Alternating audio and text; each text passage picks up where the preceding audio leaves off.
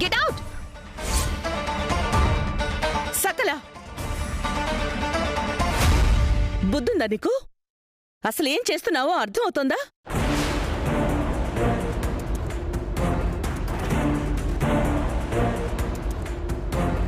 శుభమా అంటూ శ్రావణ శుక్రవారం పూట మీ అత్తవారింటి నుంచి నీకు పసుపు కుంకాలు తీసుకొచ్చారే, వాళ్ళని వెనక్కి పంపిస్తే అది నీకు జయం కాదు, పైగా అశుభం, అరిష్టం.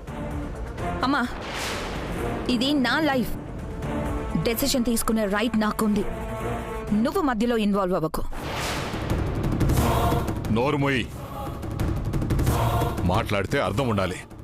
ఏంటి నీ లైఫ్ నీ ఇష్టం? అది మేమిచ్చిన లైఫ్, మేము తీర్చిదిద్దిన లైఫ్. నువ్వు చేతులారా ఆ జీవితాన్ని సమస్యలో పడేసుకుంటుంటే తల్లిదండ్రులుగా చక్కదిద్దాల్సిన బాధ్యత మాకుంది.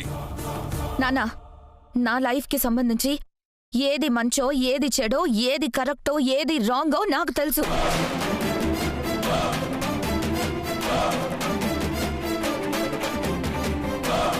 నేను చక్కదిద్దుకోగలను. మీరందరూ నాకు చెప్పాల్సిన అవసరం లేదు. సకల, నీ నోట్లో నుంచి ఇంకొక్క మాట బయటికొచ్చిందంటే చంప పగలగొట్టేస్తాను. ఏంటే నీ జీవితాన్ని నువ్వు చక్కదిద్దుకునేది? నీకు నిజంగా అంత బుద్ధి, తెలివితేటలే ఉంటే దేవుళ్లాంటి మొగుణ్ణి కాలదన్నుకోవు.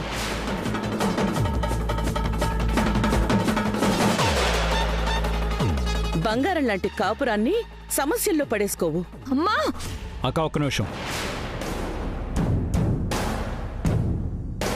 అక్క, ఆ రోజు నువ్వు బావగారు వాళ్ళని గుమ్మం బయటే అవమానించి పంపించేసినా సరే, వరలక్ష్మి వ్రతం రోజు వాళ్ళు నీకు పసుపు కుంకాలు తీసుకొచ్చారు. అది వాళ్ళ సంస్కారం. దాన్ని నువ్వు కాపాడుకోవటం నీ సంస్కారం. అది కాదు కార్తీక్, నాకు ఇష్టం లేని వ్యక్తితో. అక్క, మన కోసం ఆరాటపడేవాళ్ళు, మన కోసం ప్రాణం ఇచ్చేవాళ్ళు మనకు దూరం అయితే భవిష్యత్తులో మనకు తోడుగా కన్నీళ్లు తప్ప అవి తుడిచే చేతులు ఉండవు.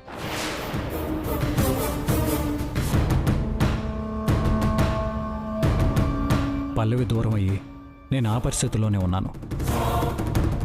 నేను ప్రాణంగా ప్రేమించే బావగారిని దూరం చేసుకునే దయచేసి నువ్వు కూడా అలాంటి పరిస్థితి తెచ్చుకోవద్దు. కార్తీక్, ఒకసారి నేను చెప్పేది. అక్క ప్లీజ్, ఇంకా ఈ విషయం గురించి డిస్కస్ చేయటం అంత మంచిది కాదు. బావగారు వాళ్ళని ఇంకా గుమ్మం బయటే నిలబట్టం అంతకన్నా మంచిది కాదు. ముందు నువ్వు లోపలికి పద. అది కాదు కార్తీక్. అక్క, ఇంకేం మాట్లాడుకో, లోపలికి పద.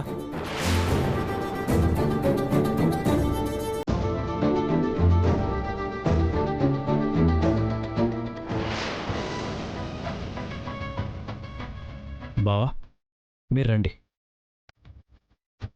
వదిన గారు, ఆ రోజు జరిగిన గొడవని మీరు మనసులో పెట్టుకోకుండా నా కూతురి కోసం పసుపు కుంకాలు తీసుకొచ్చినందుకు చాలా కృతజ్ఞతలండి. మీరు కృతజ్ఞతలు చెప్పాల్సింది మాకు కాదండి, మీ కోడలు రాధికకి.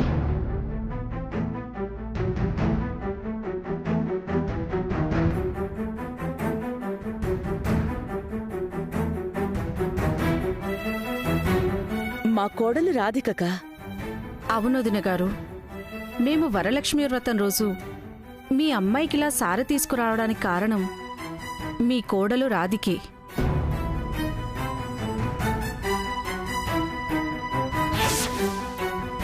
మీరేమంటున్నారో నాకు అర్థం కావట్లేదు. రాధిక మా ఇంటికొచ్చింది.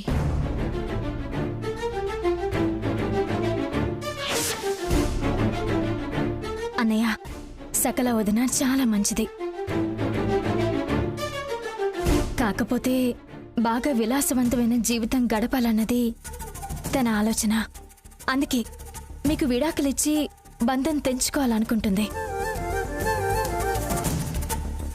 ఒకవేళ అదే గనక జరిగితే కూతురి జీవితం ఇలా అయ్యిందని ఒకవైపు మా అత్తయ్య, మావయ్య, అక్క జీవితం ఇలా అయ్యిందని మా ఆయన జీవితాంతం బాధపడతారు. విడాకులు తీసుకుంటే మీకు కూడా నలుగురిలో అవమానంగా ఉంటుంది.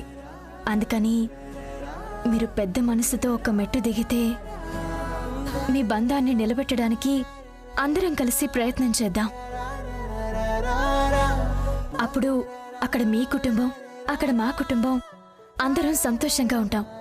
ఏమంటారు? నిజమేనమ్మా, కానీ సకల చాలా మొండిది. అంత తేలిగ్గా వింటుందంటావా? అన్నయ్య, మన కుటుంబంలో ఎవరైనా దారి తప్పితే ఏదో ఒక విధంగా దారిలోకి తీసుకురావడానికి ప్రయత్నిస్తామే తప్ప వదిలేస్తామా చెప్పండి? సకల వదినని కూడా అలాగే అనుకోండి. సరేనమ్మా. రేపు వరలక్ష్మి వ్రతం, మీరు రండి. సకల వదినతో కలిసి వ్రతంలో కూర్చోండి. ఆ అమ్మవారి ఆశస్సులతో మీ బంధం మళ్ళీ ముడిపడుతుంది.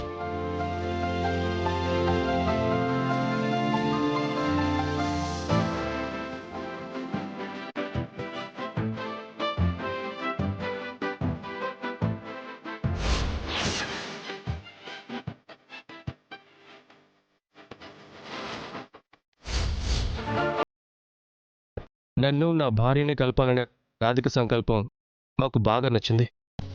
అందుకే ఎన్ని అవమానాలు ఎదురైనా పర్వాలేదు, మా బంధం నిలబడితే చాలు అనే నమ్మకంతో వచ్చాం.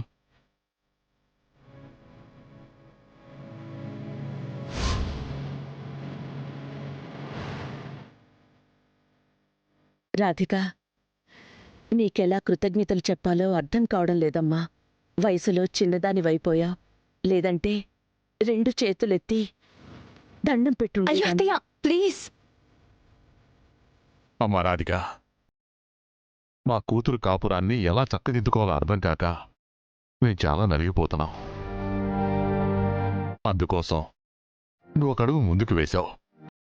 చాలా సంతోషం అమ్మా. మావయ్య గారు, ఇది మన కుటుంబం. కూతురి కాపురాన్ని చక్కదిద్దాలనుకోవడం మీకు ఎంత బాధ్యతో, నా వదిన కాపురాన్ని చక్కదిద్దాలనుకోవడం కూడా నాకంతే బాధ్యత. తన జీవితం బాగుపడితే మీ అందరికంటే ఎక్కువగా సంతోషపడేది నేనే. ఆ రోజు త్వరలోనే రాబోతుంది.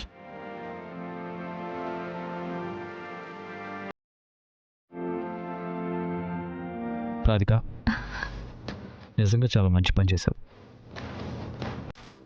Very good.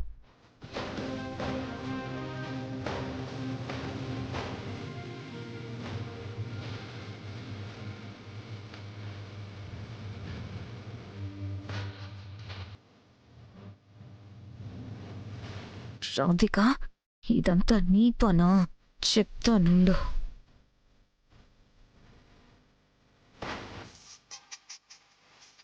బావగారు, మీరు రండి. రెండు దినా.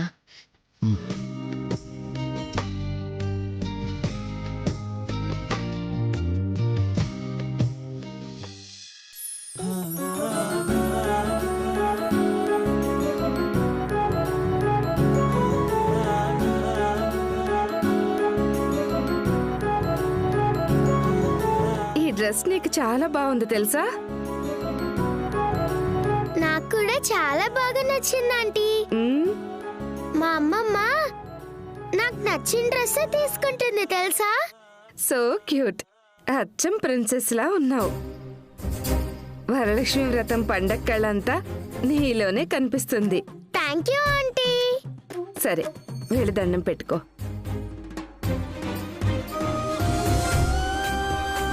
దేవుడికి దండం పెట్టుకో స్వీటీ. దేవుడా, మరేమో మా అమ్మ దేవుడి దగ్గర ఉంది కదా, ఒకసారి దేవుడితో చెప్పి మా అమ్మని త్వరగా పంపించవా ప్లీజ్? మా నాన్న కోసం నేను రోజు ఏడుస్తున్నాను. నీకు బోల్డ్ అన్ని లెటర్స్ కూడా రాశాను, అయినా కూడా మా నాన్న నా కోసం రావట్లేదు. మీ పాప ఏడుస్తుందని మా నాన్నకి చెప్పి త్వరలోనే పంపించవా ప్లీజ్?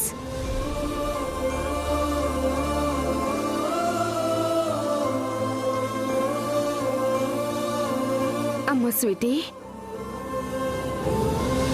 పాయసం తిందురా అమ్మా. నాకు పాయసం అదేం వద్దా ఆంటీ.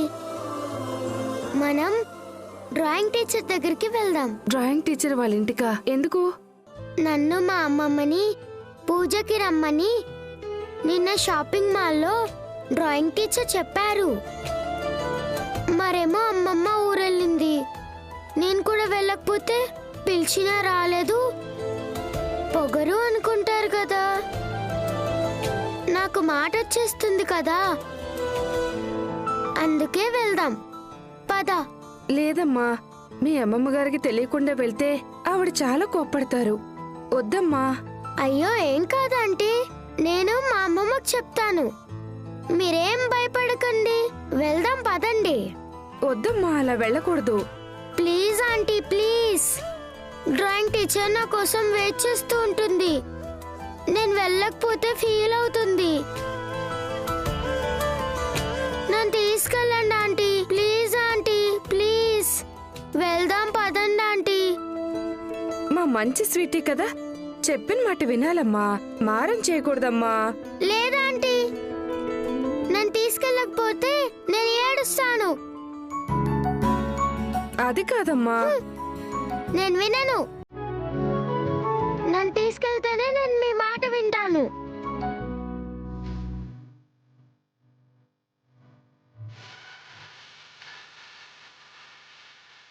ఒకసారి ఇలానే తీసుకెళ్తే కాంచన్ మేడం చాలా సీరియస్ అయ్యారే. ఇప్పుడెలా? తీసుకెళ్తేనేమో కాంచన్ మేడం సీరియస్ అవుతారు, తీసుకెళ్ళకపోతే పాప ఏడుస్తుంది.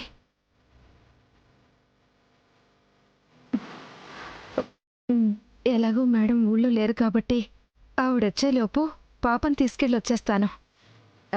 సరే అమ్మా, తీసుకువెళ్తాను. Thanks aunty. Thank you so much. సరే వెళ్దాం పదండి. ఒక్క నిమిషం.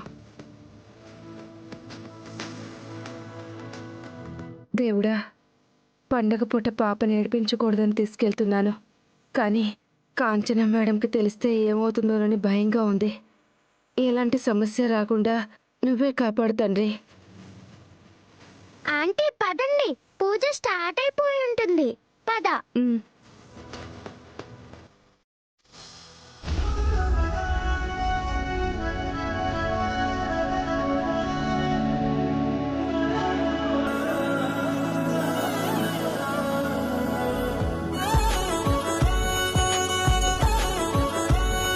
నమస్కారం అమ్మా. నమస్కారం పూజారి గారు, రండి కూర్చోండి. అలాగేనమ్మా. అమ్మా, పూజలో కూర్చునే దంపతులను పిలిపిస్తే పూజను ప్రారంభిద్దాం. అలాగే పూజారి గారు. నమస్తే పూజారి గారు. నమస్తే అయ్యా. కార్తీక్, రాధిక, సకల, పూజకి టైం అవుతోంది, త్వరగా రండి.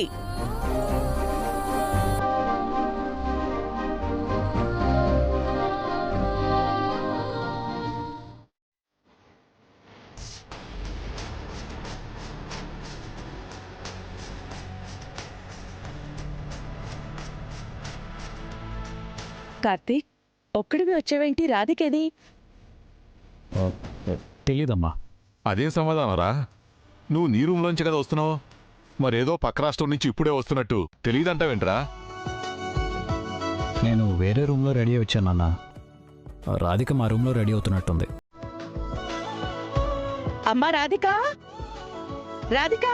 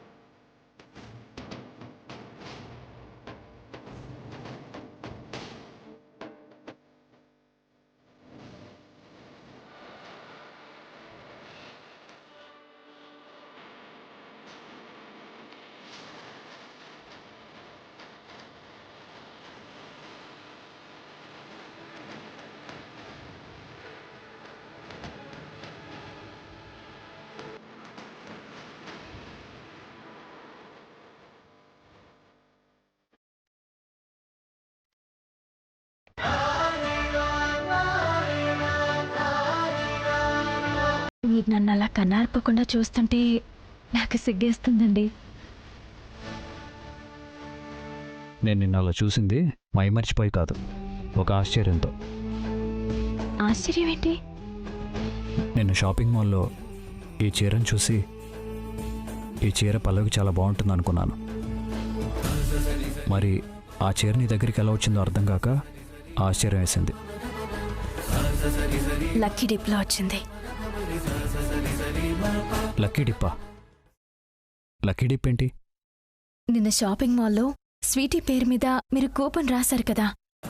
అవును, అయితే లక్కీ డ్రాలో స్వీటీ పేరు వచ్చింది. గిఫ్ట్గా ఈ చీరని వాళ్ళే పంపించారు.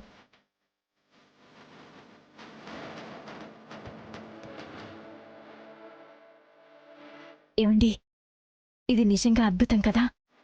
ఈ చీర పల్లవి అక్కకి బాగుంటుందని మీరు అనుకోవడం, లక్కీ డ్రాలో స్వీటీ పేరు రావడం, తన ద్వారా నాకు ఈ సారీ రావడం, విదంటే ఇదేనండి. మన ముగ్గురి మధ్య ఏదో బంధం అనుబంధం రాసి పెట్టకపోతే ఇలా జరగదండి.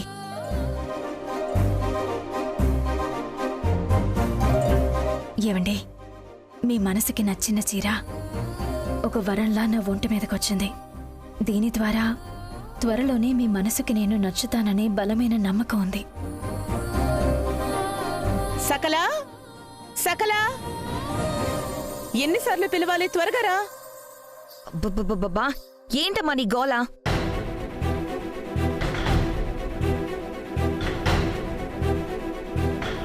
పూజకి టైం అవుతుందని పిలుస్తుంటే గోలంటావేంటి? నాకు ఈ వ్రతంలో కూర్చోవడమే ఇష్టం లేదని చెప్తుంటే అర్థం లేకుండా చంపుతావేంటి?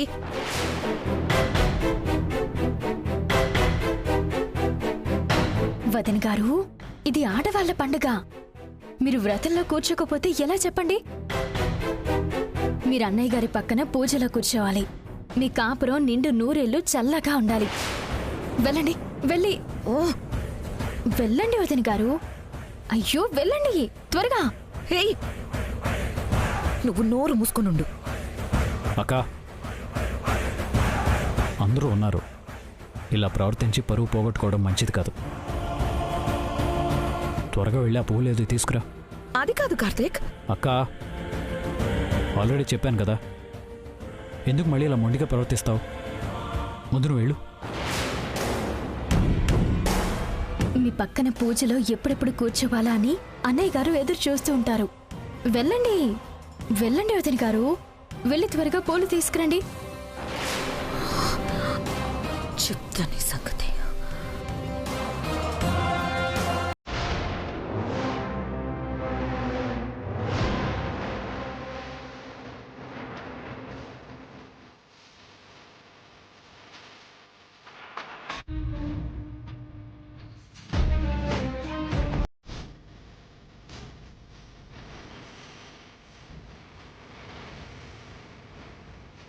అదంతా దాని బ్రతికెంత. ఆఫ్టర్ ఆల్ రోడ్డు మీద బొమ్మలు వేసుకొని బ్రతికేది. అలాంటిది నా ఇంట్లో నా మీద పెత్తనం చేయడం ఏంటి? అది నన్ను శాసించడం ఏంటి? Non sense. అమ్మాయి సకల, ఒక చిన్న విషయం. ఏంటి? ఎందుకైనా మంచిది నీ బట్టలన్నీ బ్యాగ్లో సర్దేమంటావా? నీకేమైనా పిచ్చా? నేనున్న కోపం ఏంటి? నువ్వు మాట్లాడుతున్న మాటలేంటి? సమయం సందర్భం లేకుండా తిక్క తిక్కగా ఏదేదో వాగుతున్నావెందుకు? తిక్కగా కాదమ్మాయి, కళ్ళకు కట్టినట్టు క్లియర్గా కనబడుతున్న నీ భవిష్యత్తును ఊహించి నీ మంచి కోసం సలహా ఇస్తున్నాను. ఏహే, నా భవిష్యత్ ఏంటి, సలహా ఏంటి? ఏం మాట్లాడుతున్నావు నువ్వు? వాతావరణం చూస్తుంటే రాధిక నీకు బట్టలు సర్దుకునే టైం కూడా ఇచ్చేలా కనిపించట్లేదు. అందుకే ముందే సర్ది పెట్టుకుంటే మంచిది కదా అని. అబ్బో! అసలే పిచ్చ ఫ్రస్ట్రేషన్ లో ఉన్నాను. నీ మాటలతో నన్ను ఇంకా ఇరిటేట్ చేస్తున్నావు. కొంచెం అర్థమయ్యేలా చెప్పి చావు. కీలు విరిగి వాత పెట్టినట్టు టైం చూసి రాధిక నీకు కుక్క తిప్పుకోనంతగా చుక్కల మీద చుక్కలు చూపిస్తుంటే కూడా ఇంకా అర్థం కావట్లేదని అంటావేంటమ్మాయి? నువ్వు నీ మొగుణ్ణి వదిలించుకోవాలనుకున్నావు, కానీ అతన్ని వరలక్ష్మి వ్రతానికి పిలిచి నీకు దిమ్మ తిరిగి బొమ్మ కనిపించే షాక్ ఇచ్చింది ఆ రాధిక. నీకు ఇష్టం లేకపోయినా సరే నువ్వు చచ్చినట్టు అతని పక్కన పూజలో కూర్చోవాలి. అందర్నీ గ్రహాలు ఆడిస్తే నిన్ను మాత్రం ఆ రాధిక ఆడిస్తోంది. ఇంత చేసిన ఆ రాధికకి నీతో ఛాలెంజ్ చేసినట్టు నిన్ను ఇంట్లో నుంచి పంపించటం ఒక లెక్క చెప్పు. నేను కంసుడి టైప్. ఆ కంసుడికి ఎవరి మీదైనా డౌట్ వస్తే చంపుకుంటూ వెళ్ళిపోతాడు. నేను కూడా అంతే. నాకు నా దారికి ఎవరైనా అడ్డొస్తే తొక్కుకుంటూ వెళ్ళిపోతాను. అప్పట్లో పల్లవి, ఇప్పుడు ఇది. నువ్వు రాధికని చాలా తక్కువ అంచనా వేస్తున్నావమ్మాయి. పల్లవిలాగా అది సైలెంట్ కాదు, విస్ఫోటనమంతా వైలెంట్. అయిష్టంగా తాళి కట్టిన కార్తీక్నే పూజలు వ్రతాల పేరుతో మనసు మార్చడానికి ప్రయత్నిస్తోంది. అలాంటి దానికి నీ విషయం ఒక సమస్య.